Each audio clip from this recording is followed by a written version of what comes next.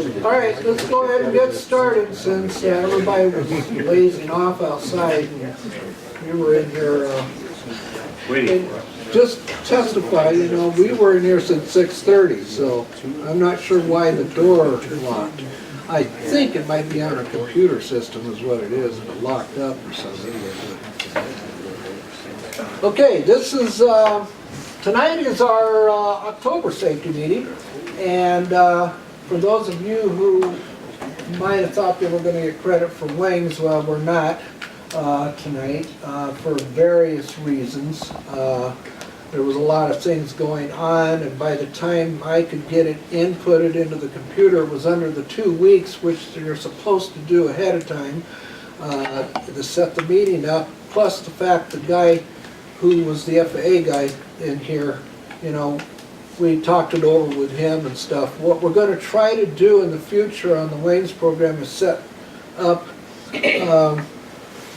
what we're thinking of doing, and Dr. Foster from the FAA suggested this, that we would set up not a seminar, but a webinar, okay?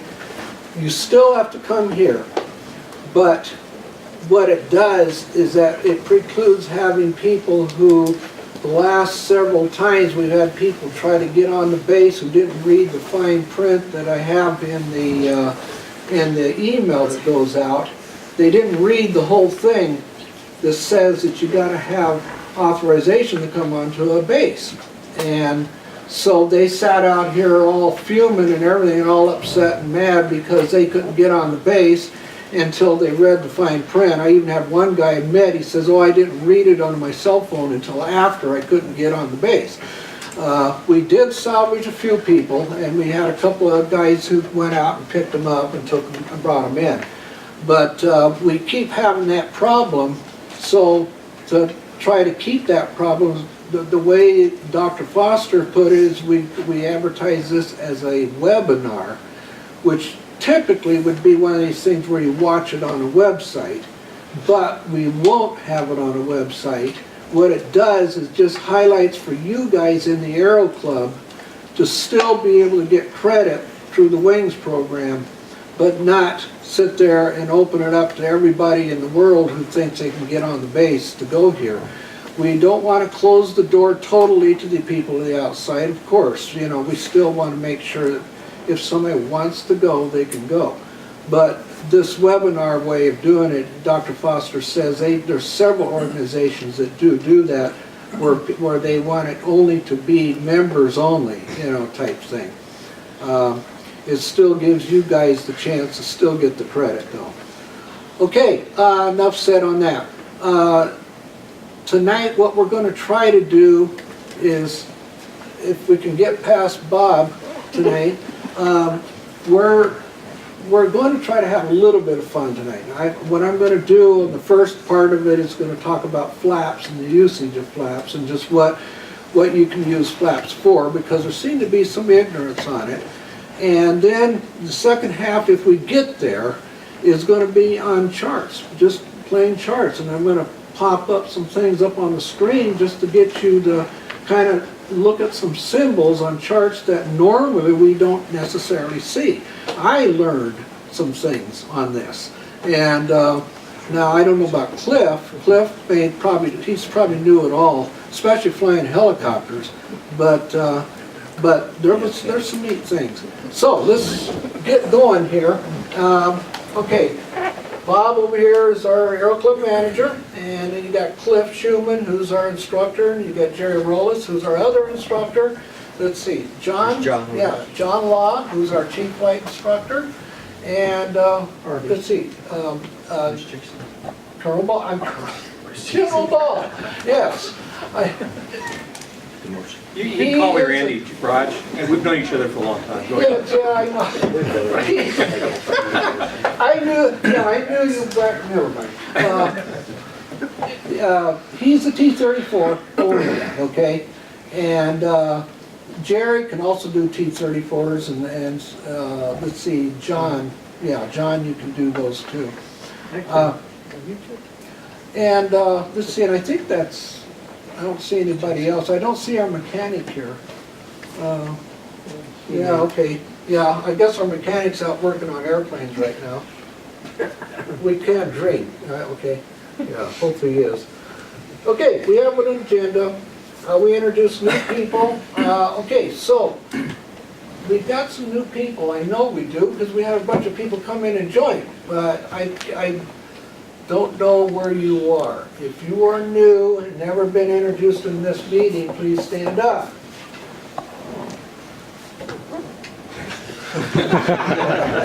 Introduce yourself and what you're doing here. Okay. My name's Joshua Hallen. I'm in the 729th AS, loadmaster there, and I wanted to switch over to the officer side. And so I'm looking to get my pilot license because it's something they require. At least at March, they require that. So that's my goal. Getting trained by John here, and trying to knock it out in the next 2 months.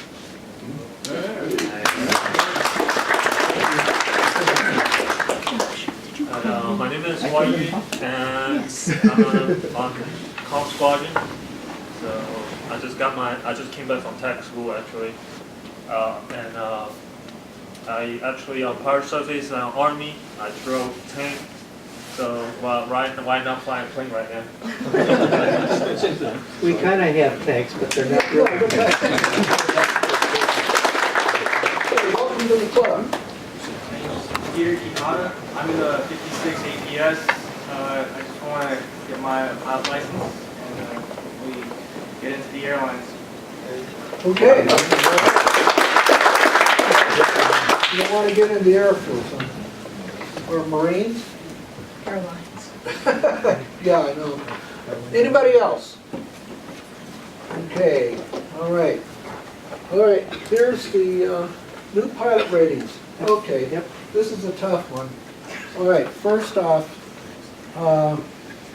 Terry Mossberger was supposed to have his license today, but because of the weather, the winds were blowing just a little bit too much, so the examiner basically stopped, the process. So maybe next meeting he'll stand up.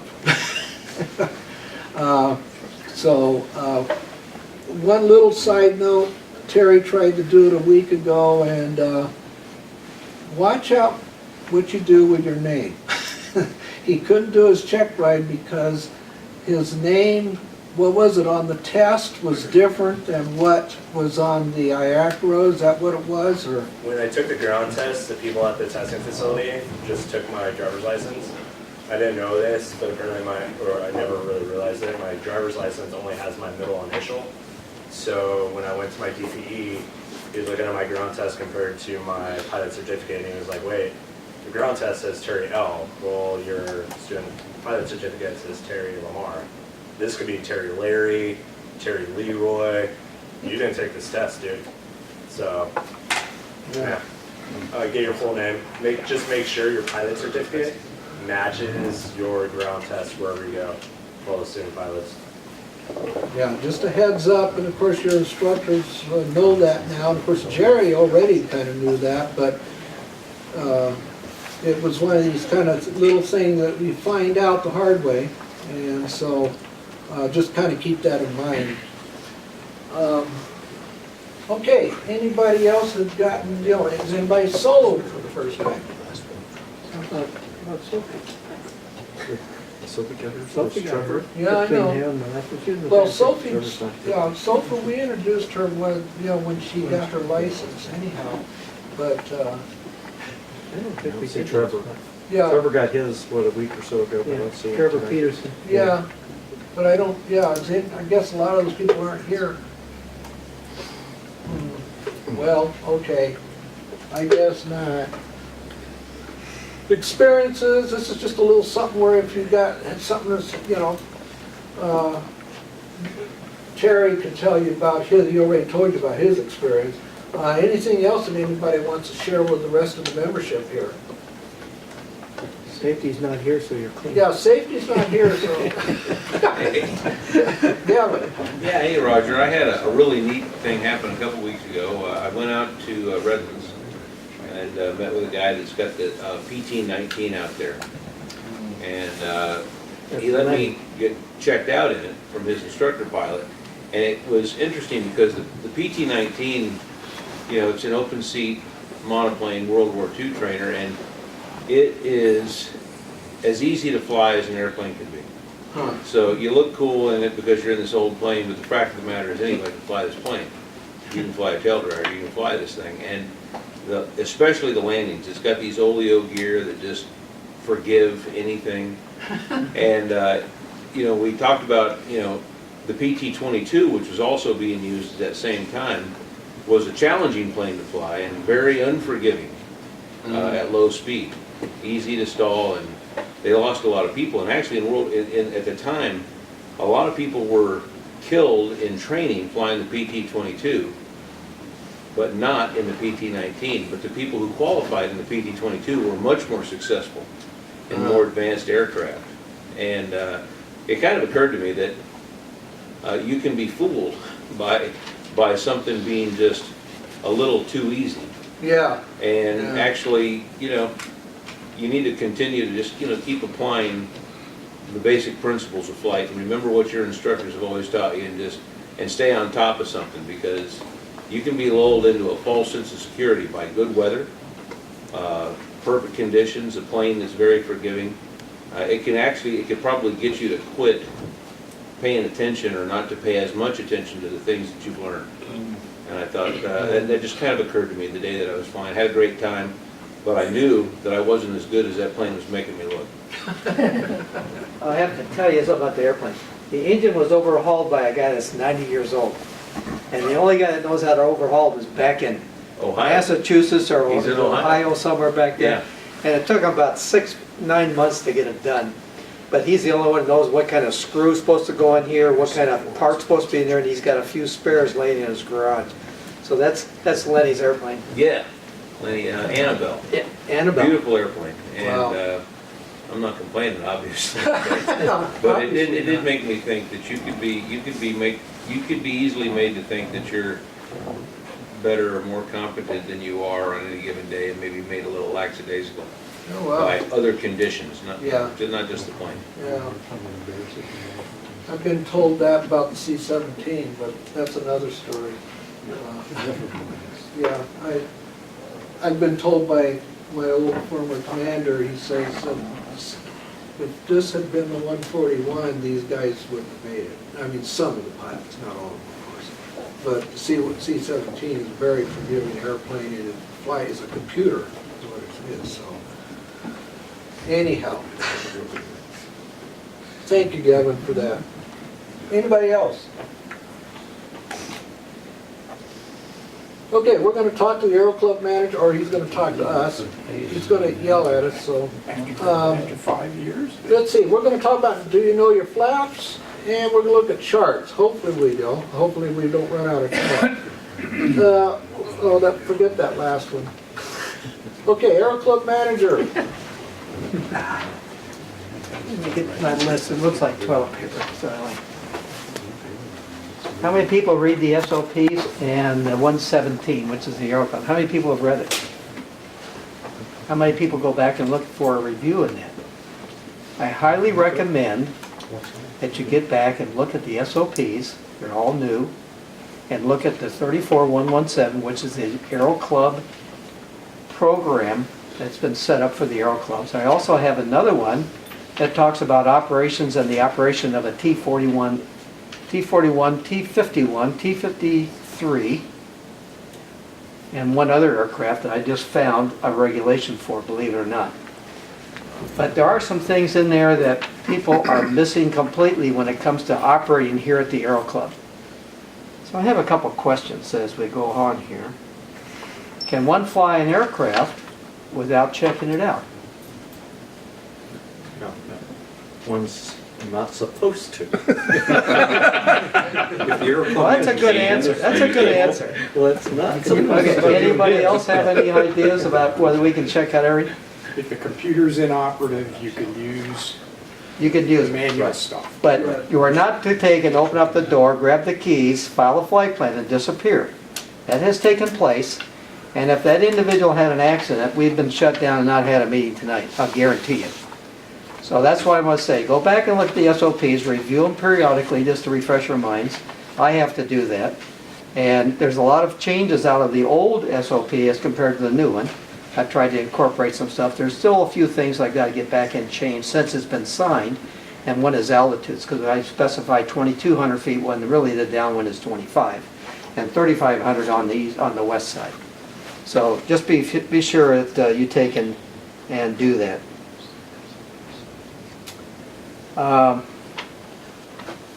Oil. People are putting the oil and then they're dumping the oil container, the quart back into the barrel upside down without putting a cap on.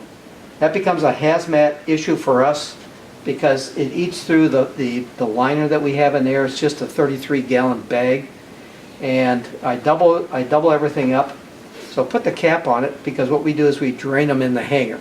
We have to drain them for 24 hours before we take them, we throw them in the trash. And that's one of the requirements. So that here of late, we're finding that there's different oil that's being used. Does everybody know what kind of oil the 2050 goes into? By what aircraft it goes into? How many people raise their hand know what the 2050 is used in? It's used in the 182 and 57ZZ only. We don't put it in the T41. So, or the Charlie model either. So if you need oil, we need to know, and I've asked before, when it gets down to about 3 quarts, to notify us and I'll get a case. And we'll restock the Connex. Try to clean the sides of the T41s when you fly, not just the struts, the windscreen, and the leading edges. They're getting a little grimy. We're a club. We don't have time to wash them. We can't wash them here on the base because after 12 years I still don't have clearance to get down to the wash rack. So if you want to take and wash the airplane for us, we'll give you 30 minutes. You can fly it down to French Valley, use the hose over there. You may even be able to get into Redlands and use their hose. And we'll give you the soap, the bucket, and the brush. And once you get it clean, we'll give you 30 minutes in regards to that. Haste makes waste. Remember the old expression. So when you're doing the credit card, be sure that you have the code on it, which we find here of late does not take place. That we have the invoice number up on top of the little box, and don't forget this thing is now elongated versus the old way. But if you're going to put something in, make sure that the invoice specifies what you put on that credit card. So everything should match. And if you put in a $5 coupon and the coupon is not there, guess what happens? We add $5 to that invoice. So you may have issues when you say, well, I only paid so much, but they're charging me more, and that's probably why. You didn't put the coupon in, and it's not our job to give you the monthly coupon. So try and help Roger out, help me out, and just kind of abide by that. Go by the SOPs, review it, and that's all I got. Wow. That was short. I got more. No, well, yeah, and Jason Ruri, please slow down when you check out. You know what I mean. Okay. Mr. Miramoto, do you have anything to say? Or do you have any, either one of you? Nothing tonight. Okay, no complaints? So thanks for the rides. My guys are appreciating the T-34 rides. Thanks very much. We'll try to fill it whenever we can. And thanks for the flyby. Generally, really appreciate that for our guys that one time. Yeah, we got some more coming up. We'll get with you. If I don't fill the seat, don't take it personal. Just sometimes logistically, it's quick to get up here. We'll just send you a bill. No problem. Thanks. Okay. What we're gonna go over real quick is on the flaps. And let's see, what time we got right now? It's 26 after. We're gonna try to get this meeting through. What we're going to do is talk just a little bit about flaps. Flaps are a type of a high lift device used to increase the lift of an airplane wing at a given airspeed. Flaps work by making two basic alterations to the design of the wing. It changes the airfoil camber of the wing, increases the wing's effective area, reducing the stall speed. The flaps work by making two basic alterations to the design of the wing. It changes the airfoil camber of the wing, increases the wing's effective area, reducing the stall speed. The flaps work by making two basic alterations to the design of the wing. It changes the airfoil camber of the wing, increases the wing's effective area, reducing the stall speed. You students should know this stuff like the back of your hand, right, Sophie? Yeah. And you too, Terry. You should know this stuff real well. Actually, you probably should be up here teaching. I'm not teaching, by the way. This is just safety meeting. General formula for calculating lift. Well, okay, a given amount, it can be achieved at a lower airspeed by increasing the coefficient of lift and or with an increase of lifting area. In other words, you can fly slower without stalling the airplane, hopefully. By increasing lift by the wing, reducing the stall speed, increasing drag makes it possible to take off and land at lower speeds. One thing to remember, it does cause more drag. But when you can use those flaps for a lot of things, and basically that's what this thing does here. There's 10 things about flaps. It increases the lift, it increases the drag, just like I said, cause stalls to be more abrupt, but you do have a lower stall speed. Reduce climb rates, changes and produce pitch changes, steepen descent angles, change trim needs, shorten takeoff rolls, and narrows the stall range. One of the things I ran into on the flaps a few years back at Redlands Airport, we used to have 172 that used to get stuck flaps. When you put the flap lever down, sometimes it would stick down and the flaps would go to full 40 degrees. And you had to be right on top of it. And I had that happen to me a couple of times over there. And you just have, if that happens, you just push that nose over. You just push that nose over. And of course you're watching your airspeed, so you just want to keep on your airspeed that you want. But you have to kind of keep your eye open for that kind of thing to happen, especially if the airplane's notorious of that taking place. So far as I know, we don't have that problem with any of our airplanes here. At least I haven't had anybody complain about it. But the FBOs on the outside, I have run into it. And especially the newer airplanes. For some reason, especially this one, it was John Kruger's airplane. It just, you put the flaps down and the thing would just go all the way to 40%. And it was the weirdest thing. The main key with flaps is to watch your airspeed. We've already had to take and reskin one on the 182 because the flap became warped and the rod was bent. That's caused by higher airspeeds than what is specified by the operating handbook. So give yourself, if it says 110 or 100 knots, drop another 5 knots. You're not going to fall out of the sky. And then put the flaps, start working your flaps. So it saves us on maintenance, and because on the Cessna, that rod is about the thickness of a pencil. It's not very heavy. It's a lot different than what you find on a lot of other aircraft. Okay, and then the rest of the stuff is kind of like, you know, the flaps work best when the plane is flown between 1.3 and 1.5 V stall. Flaps also change the load carrying ability of the structure, dropping it to normal category loads. That means, in other words, when you get into rough air, you want to make sure you don't have your flaps. That's one of those things, and there is a philosophy on landing flaps with crosswind. Bob says use flaps.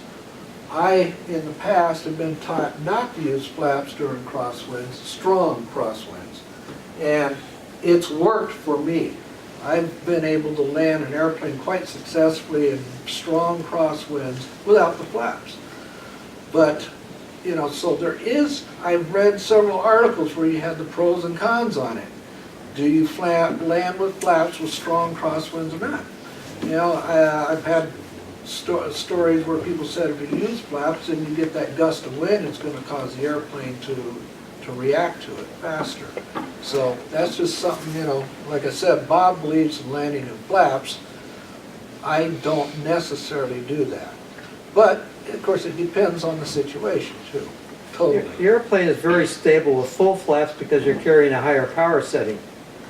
And it's just like going aboard ship or anything else, and I've demonstrated that in a DC-10.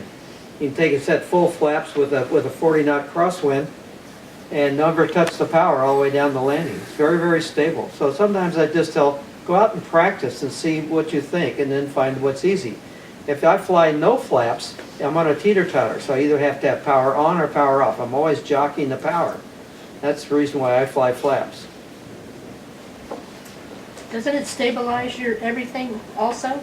I mean, with your flaps down, you're in more control of the speed. Well, that's why I said, the airplane becomes more stable and you're at a Yeah. higher power setting. Okay. You I carry didn't more understand power. what you're saying. In our aircraft, of course, we don't use flaps on takeoff. The heavier the airplanes, usually they do. In the 141, we use flaps, of course, on takeoff. In most large airplanes, you do. Our airplanes, we don't really need to, unless you're doing like a soft field takeoff or a short field takeoff with an obstacle on the end. So those are some of the things that helps you get the airplane off the ground. I'm going to talk just in a couple of minutes, we're going to get there, on some dangers about having flaps on our type of airplane on takeoff. Sometimes the occasion comes up where you need out of ordinary flap use. A 2-notch, which typically is about, what, 10 degrees usually, isn't it? About one notch. A 2-notch takeoff from a short field with an obstruction, inbound to a runway with a displaced threshold or an obstacle clearance may require full flaps for max drag, steepening your descent without increasing the airspeed. Those are things that, you should have learned when you first started flying. And of course, for us old timers, we oftentimes forget about this stuff, but no. Okay, checklist. All right. In our airplanes here, okay, I noticed that we do have in the checklists about checking your flaps. In the, let's see, what is it? In the A model, the flaps is before takeoff and normal takeoff check. In the C model, it is on the before taxi check. The reason why I bring this up is that if you look at the NTSB reports, there are numerous fatal accidents of people taking off with full flaps and not realizing it. Okay? Apparently, some of the airplanes on the outside in FBOs, apparently you run your flaps through during the time you're checking the engine just before takeoff. I didn't know that. I don't think I've ever flown in an airplane where you did that. But apparently you do, because according to the article that I got, apparently what happens is the guys will set full flaps, get caught up in something else or gets distracted and then not realize they still have 40% flaps and try to take off in a Cessna 172. Well, that could be a real problem if you're not right on top of it. Most of us here probably would not have the problem if you did it accidentally and had full flaps. I think most of us here, or at least I would like to think that most of us here would be able to handle that with no problem. But what happened with a couple of the accidents that I reviewed was that apparently this one, which was a Bonanza, it's not an 836 but an 835, is it? You have a B-35. Maybe it's the B-35, yeah. He had a bunch of passengers in his airplane and he took off with full flaps not realizing it. And he just, because your stall speed comes up on you much faster, he stalled the airplane and just went nosed right in and killed everybody. One of the things of some of the people who survived, they did not know what to do with it. And it's just like anything else, and like what I talked about a few minutes ago. Get the nose down. Get that nose down. Because if if you realize that you're not going to, especially if you got those flaps and you're doing a regular takeoff, unless you've got something in front of you like an obstacle, which could happen, first off, whatever you do, don't try to put the flaps up right now, because you're going to bring that airplane, it's going to come right down. But the airplane will fly, and you just need to get that nose down. And just like Bob was talking about, watch your airspeed. You'll probably get the warning horn going off, the stall warning horn, but don't worry about that. Just get that airplane flying. Once you get yourself up to altitude, then just bleed off those flaps. Slowly but surely, just bleed them off. You can't get out of a situation like that. And basically, the way the NTSB reads, these guys pretty much probably did not expect it to the point where they didn't know what to do with it and ended up crashing. So, just like we keep talking about here in the safety meeting all the time, we hear the first thing you do in any situation is fly the airplane, period. Don't worry about anything else, fly the airplane. And most of us here, if you have any kind of, ability to fly an airplane, you should be able to get yourself out of any situation you might get into for the most part. I just lost a friend 2 weeks ago in a plane crash. His engine quit. It was just unfortunate. He ended up landing in a place that he did not survive it. But you can tell by looking at the pictures and what he did, he was an outstanding pilot. I mean, I flew his airplane before, and he was a good friend of us here in this building, and Terry's dad knew him real well. And you can see by the pictures, he had a controlled crash. He came in, he did not do a stall spin or anything like that. He was trying to get the airplane on the ground with at least minimum damage. The student he had did survive the crash.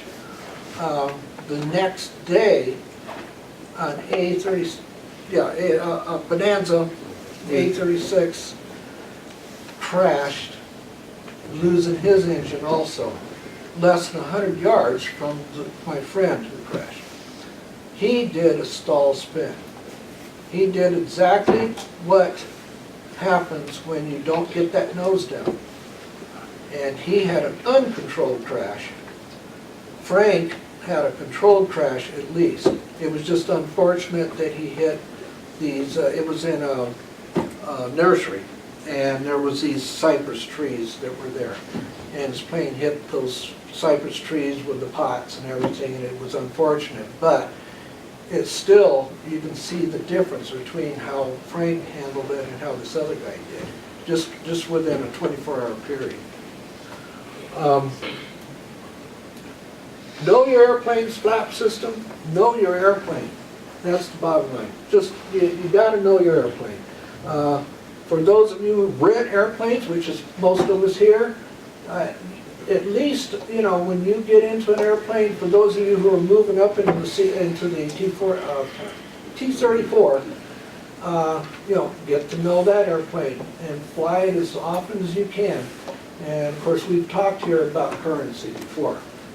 Are you current if you just fly once every 90 days? Well, maybe legal terms wise, but not necessarily practically speaking. So just stay in there and know the airplane. Okay, knowing your charts, what we're going to do here,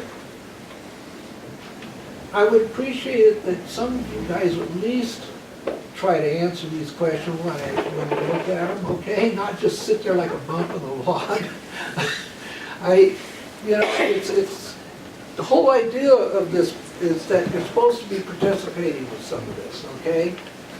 Enough said on that. Okay. Let me...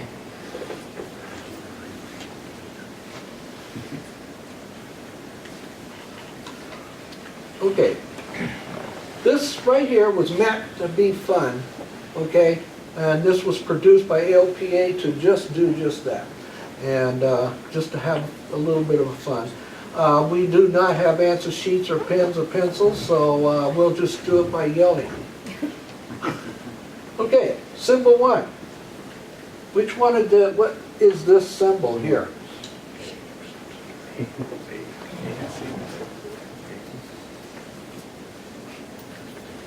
I like the scenic sunset, but... That's the one I know it's not. A. I'm gonna say A, Looks like energy. okay? Yeah. Anybody else say anything otherwise? Well, that's what's around the Ivanpah Yep, the solar ones. solar array. That's the only place I've ever seen I it. almost seen you cheated, see, you already knew where it was at, so... Yeah, it's a high energy radiation area. Symbol 2, B, yeah. Wind farm? Wind farm. Wind farm, okay. you say 2?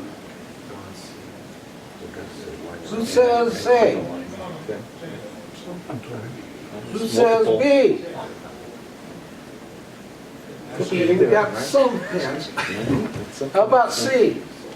I'm gonna go C. Could be D. Okay. Yeah. If you pick C, that's correct. Those are the wind farms. You see them up there by Tehachapi in that area. Okay, what is this? Class D, A. A.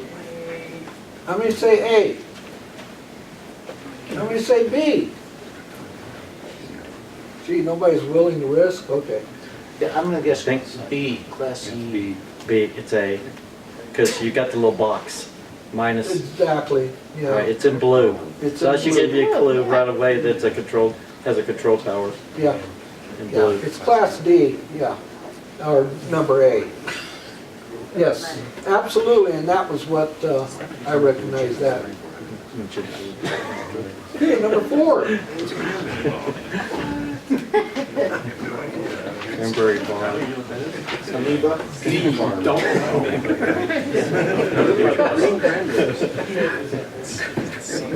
Cranberry bog, I like that one. I'm going salt evaporators.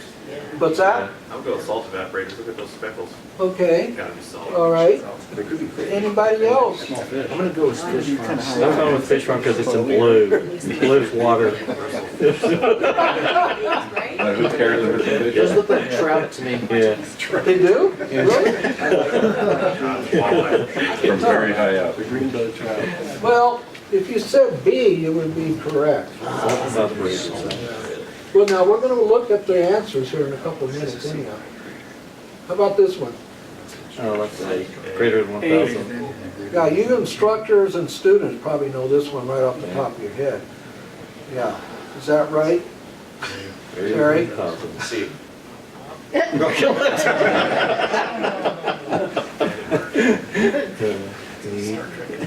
All right, it's A. It's a little bit different than, it looks like the Eiffel Tower. Okay, the first one was high energy radiation area. And then we got the chart right there. And then, of course, the wind farm. And usually the chart will tell you that too. Okay, this is Class D airspace. Salt evaporators. Not fish. Obstructions greater than 1,000 feet above ground level. Okay, why charts? Why not? It's easy to get rusty. Boy, I'll tell you, is it. One of the things you guys that just got your licenses are about to, you know, one of the biggest dangers is backing off. And we actually do a safety meeting on that too. The things that the FAA shows as being on their little, no notice checks and stuff like that, they have a whole list of things that pilots forget within a year after they got their licenses. And there's a lot of them. And you just have a tendency, we all do, we all have a tendency of not looking, we're done with that, and we just start taking off and flying all the time, but never really staying in the books. Okay, what we're going to do is do a real quick voyage, and there's a couple of items. This is the part that I really learned some things too, believe it or not. It's because I know everything, right? Right, if you believe that. Okay, this is a flight from Tucson, Arizona to El Monte. It's a Cessna 172, just like our T-41. And you can kind of look at the chart of how it's put together there. This route that you're looking at is actually a GPS route, okay, in conjunction with using a chart. Okay, so let me see. I'm going to make sure I get the right location where I'm at here.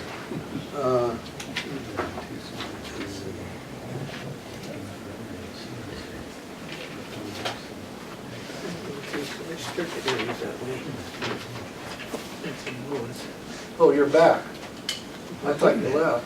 Look back and turn down the light so we can see what you're doing. Well, yeah, but then you disappeared right after that. Okay. Turn down the light. All right, this is at the beginning of the trip. Question 1 is, the GPS route for the first leg of this trip is shown below. All things considered, is this a good route? I'll give you a few minutes to kind of look it over and study it a little bit. Do you think that would be a good way to go? We'll fish it that way. You got those obstacles, 4,500 miles northwest. What kind of terrain do you have out there? A big mountain right next to Yeah, that's one of them. Got a little mountain there. It's not Isn't so that a little. nesting area? What's that? Isn't that a nesting area? Yes, yes. it Protected is. area? That's a protected area, That's yeah. Yeah, usually that's not a good 2,000. idea. Yeah, But we'll get into that in a minute. That's a as long next as we're question, I think. high, it's So you gotta be 6,600 feet, 6,700 feet. How many say yay? Heck yeah. You can do it at minus 6, I mean, you can Okay. 4,000 feet How many say B? and 20 miles. No, you gotta go around. It's okay. Okay. Big, big. How about C? Okay, we got more hands for C. Yeah, basic is probably not a good idea. I mean, it doesn't mean you can't do it. Just remember you're in a Cessna 172. But it's probably not really the best thing to do. Why fly over the top of a mountain when you can just move a little bit on the east side there? And also you get a little bit closer to the freeway just in case, in case you might lose your engine or something like that. You're flying over a lot of wilderness area when you get up over in that area, as of course it's depicted on the chart. You do have a wilderness area there. And I don't know if you want to really be doing that. But, it's not something, if somebody wants to do it, they can, I don't think they can get criticized necessarily for it. But it's something that's probably not a good idea to do. Okay. The chart instructs you to contact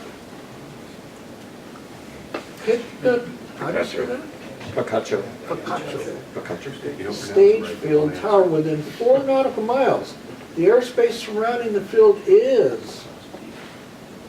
This one threw me for a loop myself at first. Take a good look at what's going on there. Is it A, B, or C?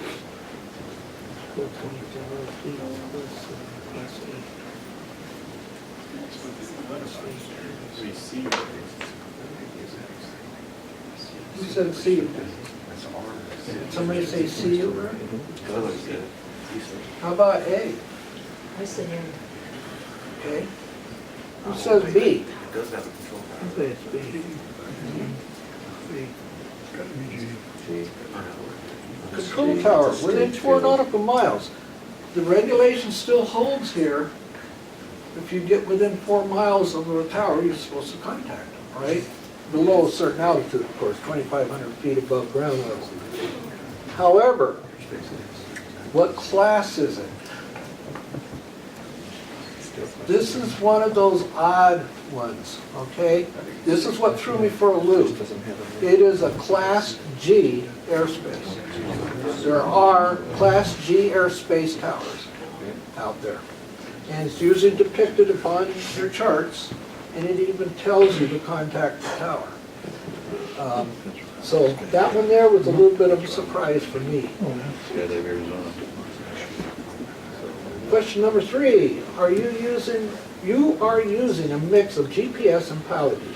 Which of these serves as a good backup for avoiding the special area southwest of Luke Air Force Base?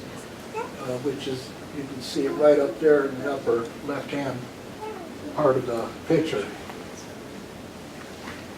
What would be a good backup? B. C. 282. Yeah, there you go. Charlie. Okay. Who says C? Okay. Who says B? B. 100 radio in the. Okay. You're partially right as far as the other one, B, but C is actually the right answer. You want to use that as your backup because you're going straight, according to the way the GPS has placed you, if you go straight to Buckeye VOR, you will miss that restricted zone there. You will miss it completely. So you use that as your backup. So you want to make sure that you're on the Buckeye 282, okay? And of course, you newer pilots all know that very well. Okay? It's not a true-false question, Bob. Okay, question 4. All right, the depicted route. Okay. Carolyn, this is what you were looking at earlier. Okay?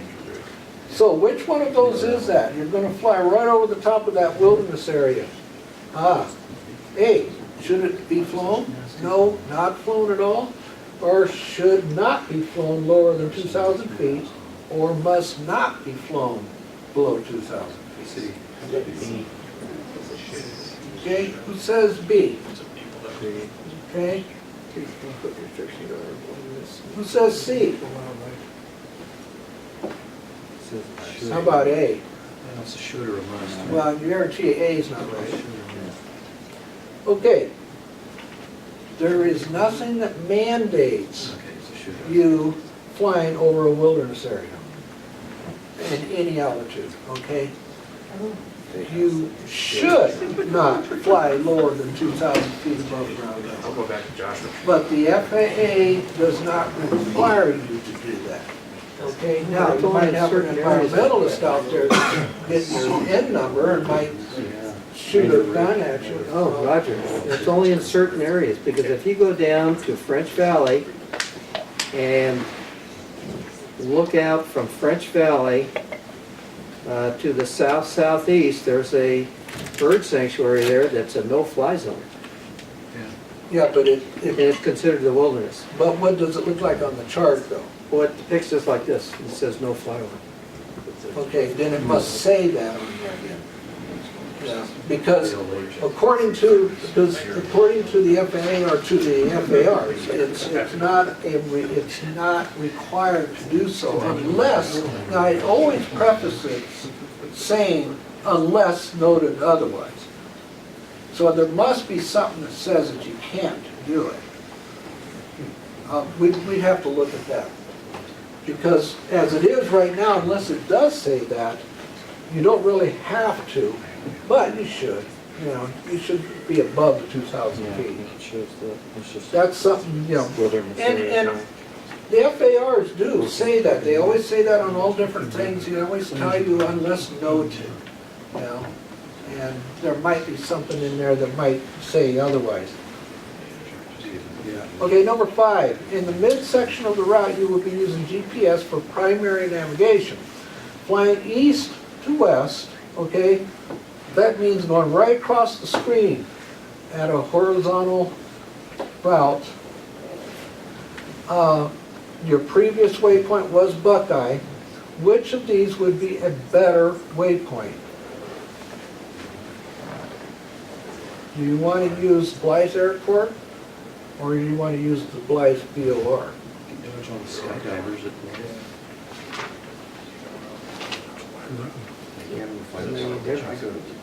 EOR. I'd say the VOR. Avoid the power. Okay, let me say VOR. Power plant's right to the east. Okay, yeah, you're correct, the BOR. Because, take a look what's up there. You got a power plant. And it says right there, avoid direct overflight over power plant. And if you fly Blythe, you'll go right over the top of that power plant. That's the reason why. Any questions so far? Question 6. You plan to fly the depicted portion of the route at 6,500 feet MSL. Yes. At this altitude, will you be required to contact ATC? Yes or no? How many say yes? Okay, why? It's a terse, and it's up to 10,000 feet. Yeah, but it's not mandatory. Okay, you do have a TRSA, right? Okay, however, are you required to talk to anybody at a TSRA today? No, you're not. You can fly that route without talking to anybody. How many of us old timers, how many of you guys remember TSRAs back in the old days? Now, terminal control area, you can't, that was just like our Class B today. You can fly this route without talking to ATC. However, in the notes that I have, do you really want to? Yeah. You've got commercial airliners landing and taking off there. I've been at that airport with the Civil Air Patrol and some exercises, and there's jets coming in and out of there like you can't believe. I don't think I'd want to get around that area with that altitude where you're at without talking to somebody. The bigger threat might be all the private jets. Yeah, they are. Most of them, well, they got that, what's that, the one that, PSA, there's, they call themselves PSA, and it's those, those jets that are the, I don't remember what you call them, they're. Commuters? Huh? Commuters? Yeah, well, they're commuters, but they're private, I mean, in other words, it's people who rent them. Oh, the flex jet. Yeah, I think that's, yeah. There was a lot of those there. It was interesting. It was a fascinating place to watch. You know, us and Civil Air Patrol planes were trying to take off out and land there. Question 7, true, false? You could theoretically fly the depicted route at 2,500 feet MSL without talking to ATC. True or false? Negative. Who says no? Isn't that Class C? Okay, for those of you who say that you can't do that, you have to talk to somebody why. Well, Chino, you're going to be in Class D. Okay, Yeah, you can do it. all right. John hit it right on the nail head. Yeah, It's Chino. right there. Yeah, that's your You're restriction. going right right through there. Chino's airspace. The rest of it, you can could. fly through there without talking to anybody. But Chino, right on the edge. Yeah. You're gonna Right be through the within Class their D. airspace. It's pretty well Corner. Chino airspace. And that, and Terry and Cliff, you guys did that today, right? Yep. Yeah, you guys flew over there. Bracket. Try flying over Paris Valley, though, 2,500. Okay, number 8. The box 51 south to east of El Monte is the A, upper extent of the Class D airspace, B, designator of the highway above it, C, mileage between navigates. See. C, yeah, that's your mileage between airways. What's that route there? That Victor 264? Victor 186? Well, 16, was that 166 or 180? Yeah, whatever. Someone drew over the chart, can't read it. Yeah, I know, it wasn't me, not my fault. Yeah, They wouldn't have it. is that a BFR route? Victor 166. Is it? Below 18,000. Okay, Victor Airways. However, you do have those depicted on your chart. Okay, this is backtracking where we were at. Answer 1 was not really, that's what their answer was. That's Class G, which we talked about, that airport within 4 nautical miles. Buckeye 280 to get, so that you don't hit the loop zone up there. And let's see, should not be flown lower than 2,000 feet above ground level. Should not, and that's the key word. Not, you don't have to if you don't want to. Midsection, fly the Blythe VOR, because you will fly over the power plant if you try to go to Blythe Airport. Let's see, and that one there is no.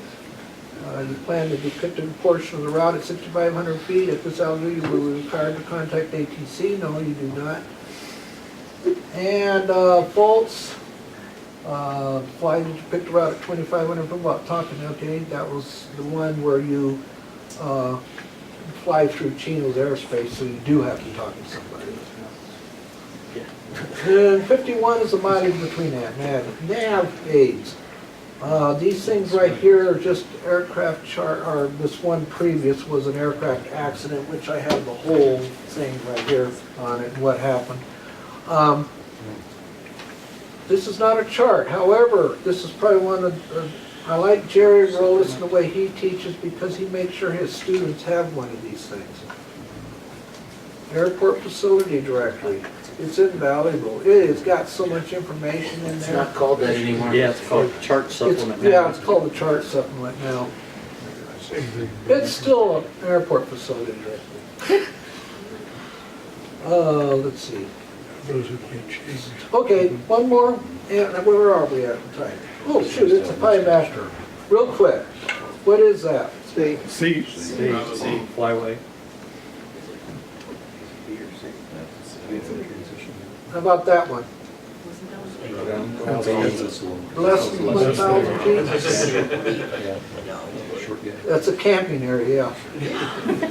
There is a, VFR transition route. yeah, VFR transition PCA route. chart.